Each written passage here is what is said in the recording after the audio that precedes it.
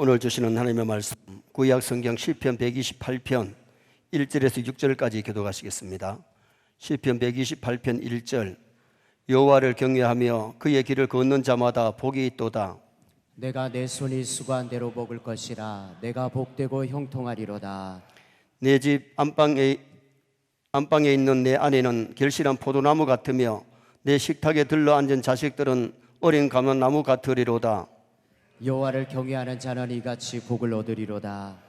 여호와께서 시온에서 내게 복을 주실지어다. 너는 평생에 예루살렘의 번영을 보며 내 자식의 자식을 볼지어다. 이스라엘에게 평강이 있을지로다. 아멘.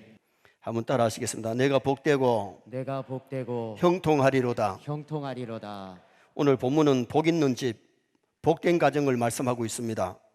5월은 가정의 달이고 오늘 5월 21일 둘이 하나 된 가정의 날, 부부의 날, 부부주일입니다.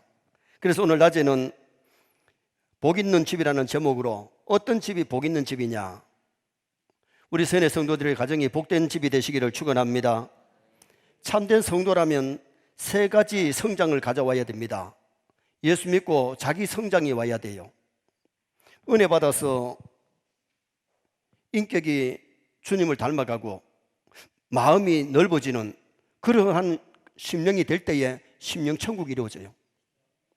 두 번째는 가정이 성장해야 되는데 은혜 받고 말씀대로 살 때에 가정이 건강해지고 아름다워지죠. 그래서 가정천국이 이루어져야 돼요. 지옥 같은 가정이 되면 안 되고 천국 같은 가정이 되어야 될 줄 믿습니다. 그리고 세 번째는 교회 성장을 이루어 와야 돼요. 정말 믿음의 사람들이 교회를 잘 섬기고 충성 봉사하면 교회가 건강해지고 교회가 천국 되는 교회 천국이 이루어져야 되죠. 우리가 신앙생활을 한다고 하면서 지옥 같은 심령, 지옥 같은 가정, 지옥 같은 교회 생활하다가 해븐 하늘 천국 가는 게 아니고 심령 천국, 가정 천국, 교회 천국을 이루면서 살다가 진짜 천국에 가야 될 줄 믿습니다. 가정 성장은 교회 성장에 매우 밀접한 관계가 있는데 가정들이 건강해야 교회가 건강해지고 가정 같은 교회, 교회 같은 가정이 되어야 좋은 가정이라고 말할 수가 있는 겁니다. 요사이 우리나라 1년에 평균 결혼하는 가정이 2021년도에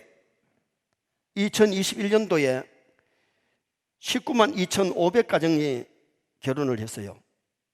그런데 이혼을 얼마나 했느냐? 이혼하는 가정이 1년에 10만 1,600가정이라는 거예요. 그러면 결혼을 예를 들어서 20가정이 했다면 10가정이 깨어지는 거예요. 그게 이제 50%가 넘었었다는 겁니다. 이게 참 문제잖아요. 이혼하는 가정들이 20년 이상 살다가 깨어지는 가정도 있지만은 30대의 가정들이 많이 이혼을 해요. 법적으로 이혼을 하지 않아도 가정폭력, 자녀 탈선, 동반 자살, 가정 파괴가 갈수록 늘어나고 있고 점점점 많아지고 있다는 거죠. 지금 시대를 가정 위기 시대라고 말합니다. 아예 결혼을 하지 않는 사람들이 많아요. 그리고 결혼을 해도 자녀를 낳지를 않아요. 그러니까 노인들은 많아지고 아이들은 적어지는 시대 속에 살아가고 있는 거죠. 저출산 고령화 현상이 굉장히 이게 사회적으로 우리나라에 지금 문제성이 있어요. 교회의 사명은 가정을 회복하고 가정을 치료해야 될 줄 믿습니다. 우리 교회 집사님들이 그런 얘기를 해요. 목사님, 서영교회 오고 우리 가정이 참 좋아졌습니다. 좋아졌다는 말은 건강해졌다는 말이고 가정이 행복해지고 있다는 거죠. 스승의 날에 우리 성도님들이 문자를 많이 주셨는데 대다수가 목사님 말씀을 통해 은혜 받고 있습니다. 신앙지도 잘 해주셔서 고맙습니다. 그런 내용인데 한 집사님은 뭐라고 했는가 하니 목사님 서영교회를 좀 진작 왔으면 일찍 왔으면 좋았을 텐데 하는 생각을 문득 한다는 거예요. 우리가 중요한 것은 교회도 잘 만나야 될 줄 믿습니다. 그리고 정말 건강한 가정을 만들어 나가는 것, 이것이 굉장히 중요한 거지요.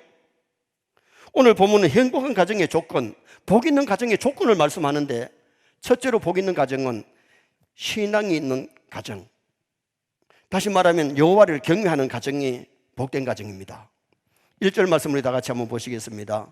여호와를 경외하며 그의 길을 걷는 자마다 복이 있도다. 이미 하나님을 경외하면 복이에요.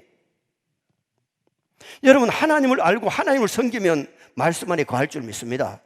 그래서 우리가 신앙생활하면서 정말 중요한 것은 하나님을 잘 경외해야 되는데, 사람이 제일 된 본문이 하나님을 경외하는 것이기 때문에 하나님을 경외할 때에 하나님이 복을 주시는 역사가 일어나게 되는 거죠.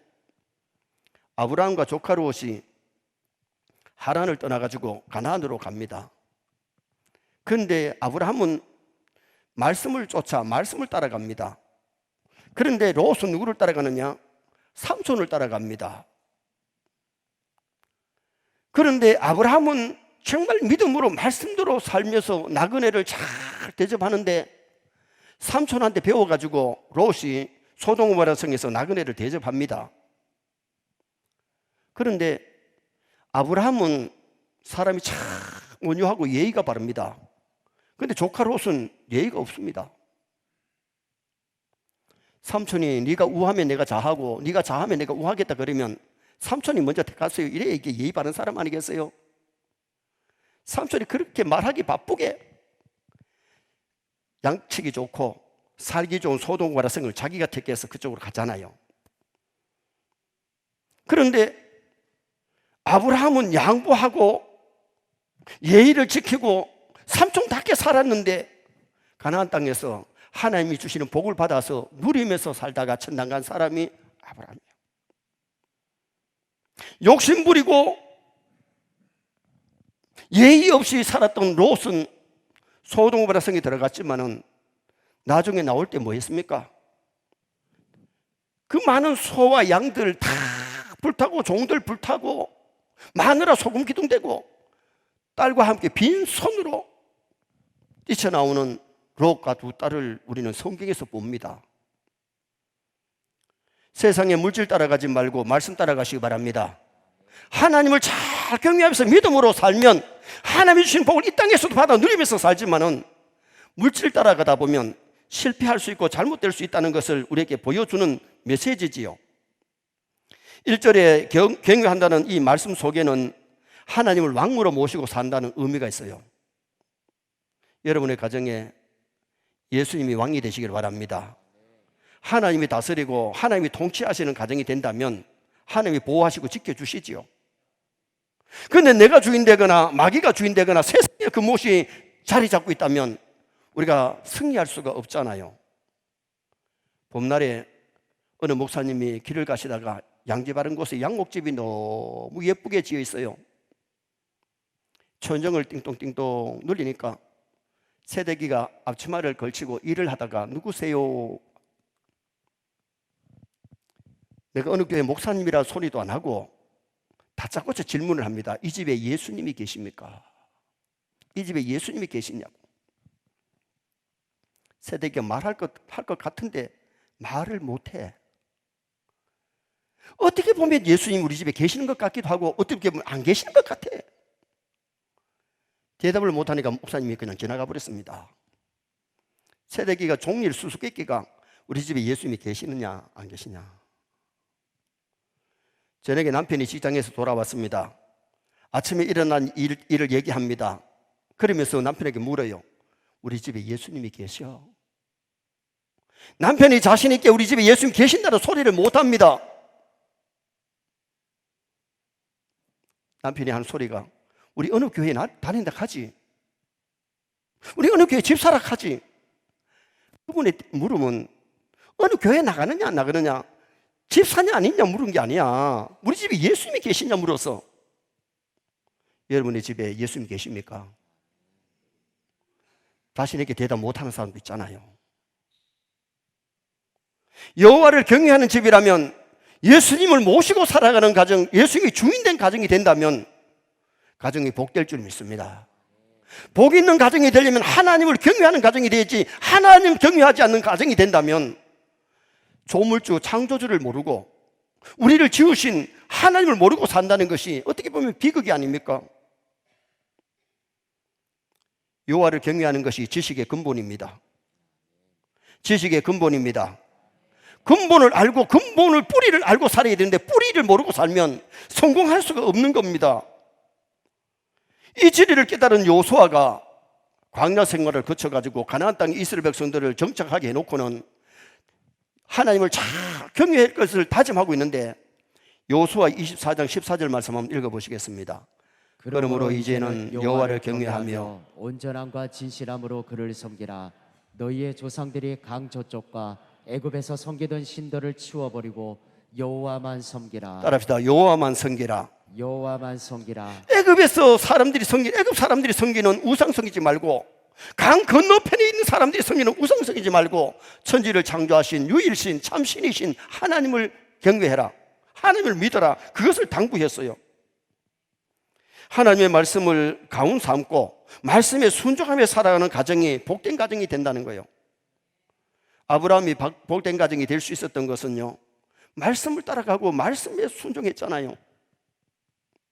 노아가 하나님의 물 청소해버린 다음에 새 조상이 된 이유가 뭐예요? 노아는 여호와의 말씀대로 다 준행하였더라. 여호와의 말씀대로 준행하는 가정이었기 때문에 노아의 가정이 새 조상이 되고 복된 가정이 될 수가 있었던 거예요. 하나님의 말씀대로 부모님을 공경하고 남편을 존경하고 아내를 사랑하고 자녀를 잘 양육하는 그런 가정, 여호와를 경외하는 가정은 사랑이 있습니다. 대화가 있습니다. 질서가 있습니다. 믿음이 있습니다. 그리고는 하나님의 말씀이 있는 가정입니다. 가정은 하나님이 이 땅에 지어주신 천국의 모델 하우스입니다. 우리는 가정을 통해 천국을 맛보면서 살아야 됩니다. 하지만 모든 가정이 천국 같지는 않다는 것이 문제입니다. 지옥 같은 가정을 방불하는 가정이 있기 때문에 미움이 있습니다. 싸움이 있습니다. 폭력이 있습니다. 그래서 가족들은 그 지옥에서 벗어나려고 거리를 방황하는 거예요. 남편은 아내에게 바가지 끓는 소리가 싫어서 술집에 정전합니다. 아내는 남편의 얼굴이 보기 싫어서 찜질방에서 하룻밤을 지냅니다. 아이들은 PC방에서 시간을 죽이다가 새벽에 집에 들어옵니다. 이 세상에 이런 지옥이 어디 있느냐 이거요. 집에서 평안을 누리고 집에 서 쉬고 집에서 사랑을 느끼고 집에서 행복을 느껴야 되는데 지옥 같은 가정이 된다면 하나님을 경외하는 가정은 아닙니다. 세뇌 성도의 가정이 행복하시길 바랍니다. 정말 행복이 있는 가정, 하나님을 경외하며 하나님이 주인된 그런 복된 가정이 되도록 우리는 힘써야 돼요. 두 번째로 복이 있는 가정은 수고한 대로 소득이 있는 집이 복된 가정입니다. 수고한 대로 소득을 얻는 가정. 2절 말씀 한번 읽어보시겠습니다. 내가 내 손이 수고한 대로 먹을 것이라. 내가 복되고 형통하리로다. 내가 내 손이 수고한 대로 먹을 것이라. 2절의 말씀을 의미하면 복 있는 사람은 일하는 가정이 복 있는 가정이에요. 여러분, 직장이 있고 사업장이 있다는 것이 얼마나 감사한 일인지 모르지요. 일할 수 있는 힘과 건강이 있는 집이 복된 가정이라는 것을 말씀하는데, 전에도 한번 보여드렸습니다만 밀레의 만종 그림 한번 보십시다. 밀레의 만종, 종일 일터에서 논밭에서 일을 하던 부부가 무슨 일을 했는가 하니 감자를 심었어요. 감자를 심고 해가 질 때에 부부가 고개를 숙이고 하나님 앞에 기도를 합니다. 저 그림 한 장이 굉장히 값 있는 것은 저 그림 속에서 종교의 신성, 노동의 신성, 가정의 신성을 보여주는 거예요. 여러분, 일터가 있다는 것, 일을 할 거리가 있다는 것이 감사해야 됩니다. 직장 다니면서 사업장에 나가면서 즐겁게 기쁨으로 일하시기를 바라고, 가정이 있다는 것이 얼마나 감사하고 얼마나 기쁜 일입니까? 하나님을 경외하는 것이 얼마나 기쁘고 감사한 일입니까? 느끼면 행복합니다. 느끼지 못하면 행복할 수가 없는 거예요. 수고한 대로 대가를 얻는 사람이 복 있는데, 수고는 했는데 열매가 없다면 보람을 못 느끼잖아요. 농부가 봄에 씨를 뿌리고 여름에 기임을 메고 거름을 주고 가을에 열매를 거둘 때에 그 피곤이 다 풀리는 겁니다. 직장에 나가서 한 달 동안 일을 했는데 월급을 못 받으면 굉장히 힘들잖아요. 일하고 월급을 받는 것, 대가를 받는 것이 이게 아름답다는 겁니다. 북한의 동포들은 오랫동안 고생 많이 했지만은 교회 문을 닫고 예수 믿지 않으니까, 물론 지하교회 성도들이 있습니다만은 지금 얼마나 고생합니까? 굶주리는 사람이 얼마나 많습니까? 하나님을 잘 경외하면 하나님이 수고한 대로 대가를 얻게 하실 줄 믿습니다. 사람이 소유욕이 너무 많으면 만족함이 없고 감사가 없어요. 오늘 우리는 자족하는 것을 배워야 돼요. 바울이 디모데에게 편지하면서 중요한 것을 가르쳤는데, 디모데전서 6장 10절 말씀 한번 읽어보시겠습니다. 돈을 사랑함이 일만하게 뿌리가 되나니 이것을 탐내는 자들은 미혹을 받아 믿음에서 떠나 많은 근심으로서 자기를 찔렀도다. 지금 우리가 옛날 생각하면 참 잘 먹고 잘 살고 좋은 집에 살고 좋은 옷 입고 살잖아요. 거기에 만족하지 못하니까, 감사가 없으니까 더 욕심을 부리고 욕심을 부리다 보니까 믿음에서 떠나는, 믿음 생활을 더 많이 하는 이런 일들이 얼마나 많은가요? 물질 욕심 부르다가 구약의 아간이 가족이 다 꼴꼴짜기에 가서 돌무더기 속에 돌 맞고 불태워지는 아간을 봅니다. 가룟 유다가 예수님만 팔아먹고 사도직만 잘했으면 얼마나 멋있고 아름답겠어요. 은 30톤 탐내다가 예수님 팔아먹고 자살하고 지옥 가는 가룟 유다를 봅니다. 탐욕이 무섭습니다. 욕심이 무섭습니다. 사람의 욕심은 한이 없습니다. 1,000만 원 있으면 좋을 것 같은데 1,000만 원 있으면 1억 있고 싶고 1억 있으면 1억, 10억 있고 싶은 것이, 이게 사람의 욕심입니다. 우리는 욕심을 버리고 자족하는 마음을 가져야 됩니다. 감사가 있어야 됩니다. 은혜를 알아야 됩니다. 그래서 디모데전서 6장 6절에 자족하는 마음이 있으면 경건은 큰 유익이라고 말씀을 합니다. 디모데전서 6장 18절 말씀만 또 한번 읽어보시겠습니다. 선을 행하고 선한 사업을 많이 하고 나누어 주기를 좋아하며 너그러운 자가 되게 하라. 선을 행하고 선한 사업을 많이 하고 나누어 주기를 좋아하고 너그러운 자가 되라. 너그러워야 남에게 베풀지.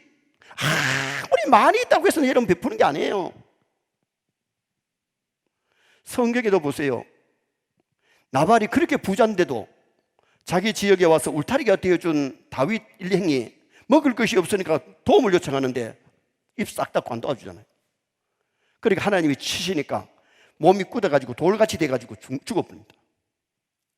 그의 아내 아비가일은 음식을 가지고 가서 대접을 합니다. 그 아비가일은 다윗 왕의 왕후가 되죠. 다윗 왕의 아내가 되죠.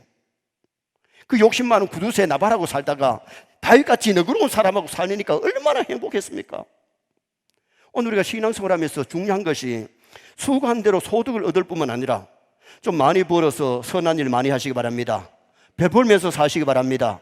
너그럽게 살아야 돼요. 가족들에게도 좀 너그러워야 돼요. 교우들에게 너그러워야 돼요. 직장의 동료들에게 너그럽게 살아가는 것, 이것이 멋지고 아름다운 삶이에요. 욕심 부려가지고 움켜잡고 베풀 줄 모르고 욕심만 부리는 구두쇠 되면 행복하질 않아요. 세 번째로, 복된 집은 복스러운 가족이 있는 집이 복이 있는 집입니다. 복스러운 가족이 있는 집, 여호와를 경외하는 남편이 있는 집.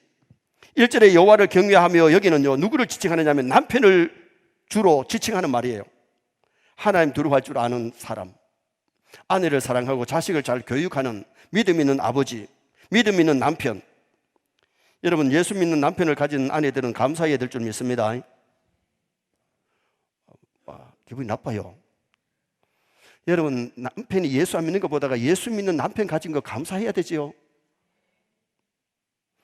정말 우리가 신앙생활 하면서 중요한 것은 믿지 않는 남편이 있으면요 전도해야 돼요. 남편이 하나님을 잘 경외하고 믿음으로 살면요 그 가정이 건강해지고 행복하고 아름다워지잖아요. 북미와 남미를 보면 북미는 잘 사는데 남미는 대체적으로 못 살아요.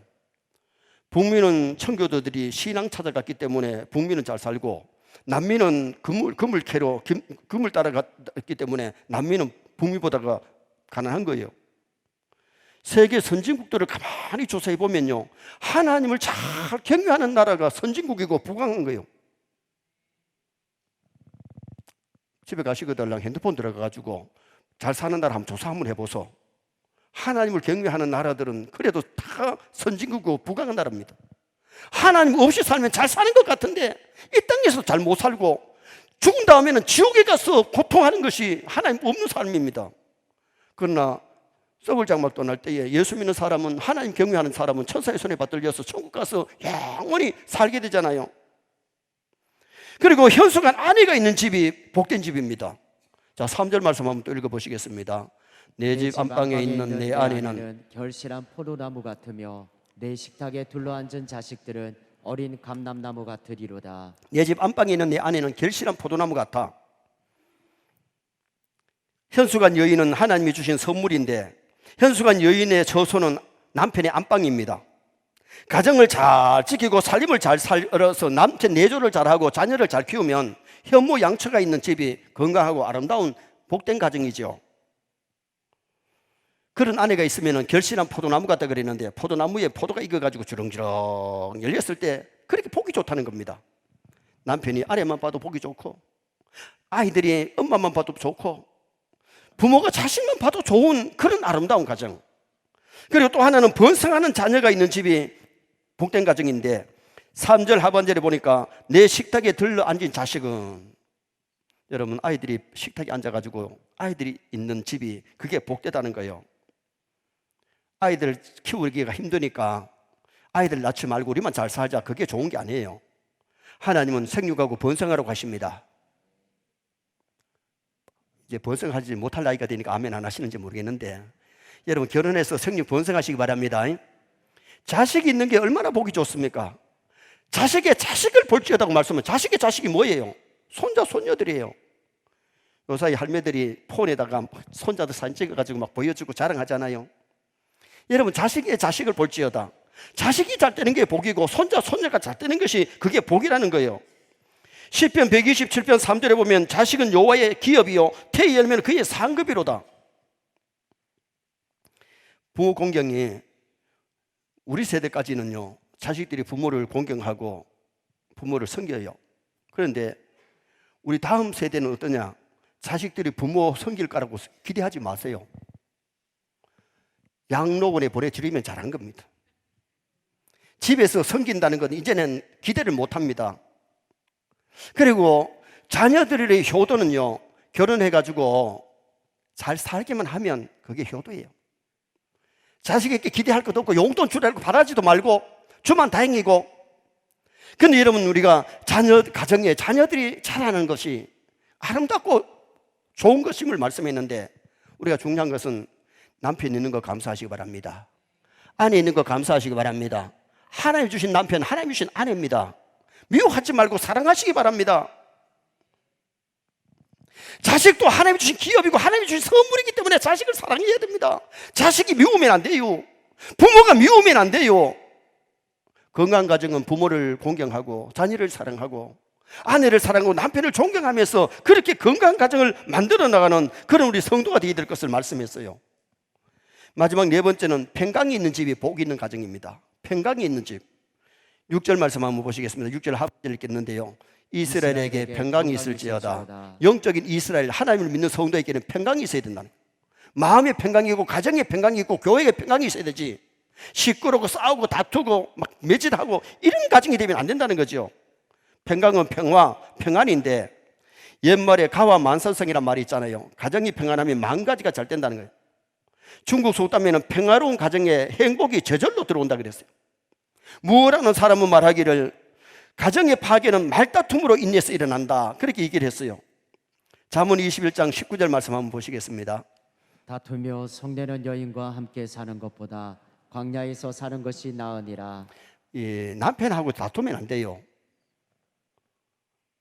다투는 여인과 함께 사는 것보다가 울막에서 광야에서 혼자 사는 것이 낫다는 말은요, 독신을 강요하는 게 아니에요.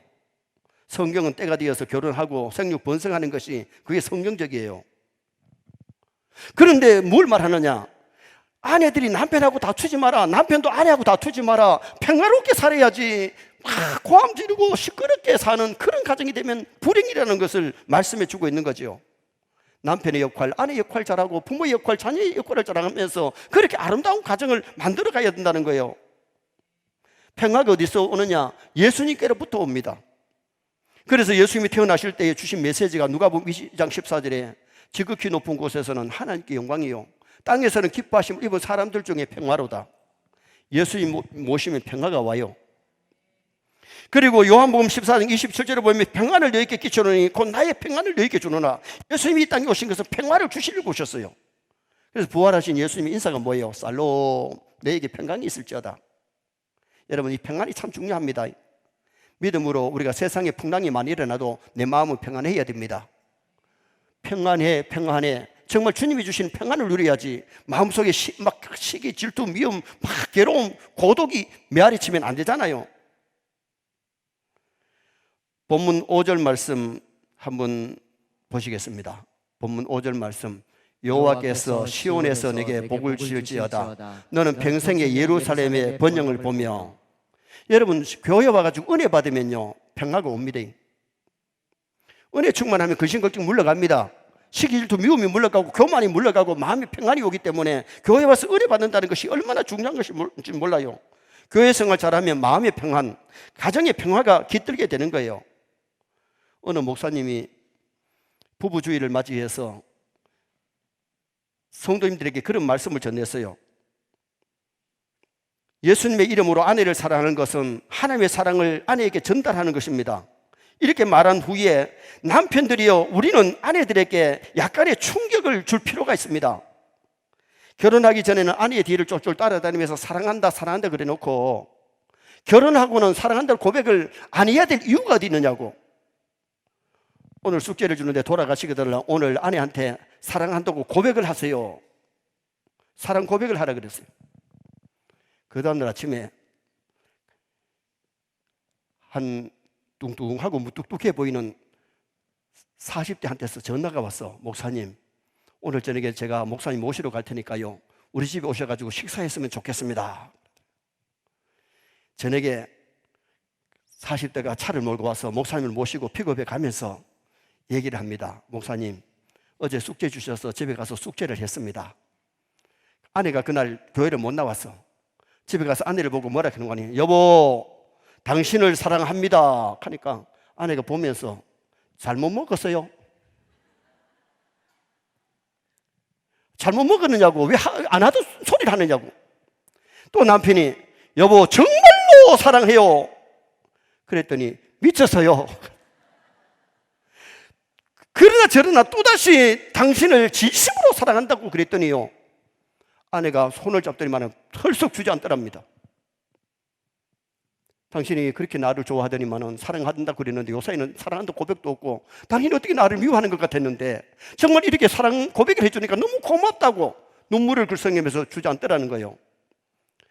가정이 회복된 거죠. 그래서 이 부부가 내일 목사님 모시고 예배 드리자. 그래서 목사님이 오셔가지고 예배를 드리고 그 가정을 위해서 기도해 줬대요. 우리도 오늘 숙제는 집에 돌아가서 남편에게 아내에게 사랑 고백 좀 하시기 바랍니다. 숙제할 사람 몇 사람 안 되네요. 정말 여러분 가족이 사랑한다는 고백이 아이들한테도 내가 너를 사랑한다는 아빠가 엄마가 사랑의 고백을 해주고 아이들도 자녀들도 부모에게 사랑 고백이 얼마나 중요한 겁니까? 그렇게 입이 잘 안 떨어지거든 문자로 때리소.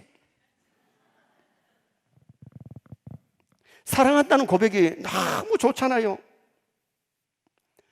오늘 이 본문에서 말씀하는 것은 정말 하나님을 잘 경외하고 건강한 가정에는 평화가 깃드는데 하늘의 기쁨과 즐거움이 넘쳐나는 그런 아름다운 가정이 되어야 될 것을 말씀하고 있는 겁니다. 오늘은 복 있는 집이 어떤 집이냐를 말씀드렸는데 신앙이 있는 여호와를 잘 경외하는 가정, 두 번째는 수관대로 소득이 있는 가정, 복스러운 가족이 있는 가정, 부모의 역할, 자녀의 역할, 남편의 역할, 아내의 역할을 잘하는 아름다운 가족이 있는 가정, 그리고 평강이 있어야 되는데 신앙생활 잘 하심으로 주님이 주시는 평화를 누리는 심령과 가정이 되시고 교회가 되시기를 축원합니다.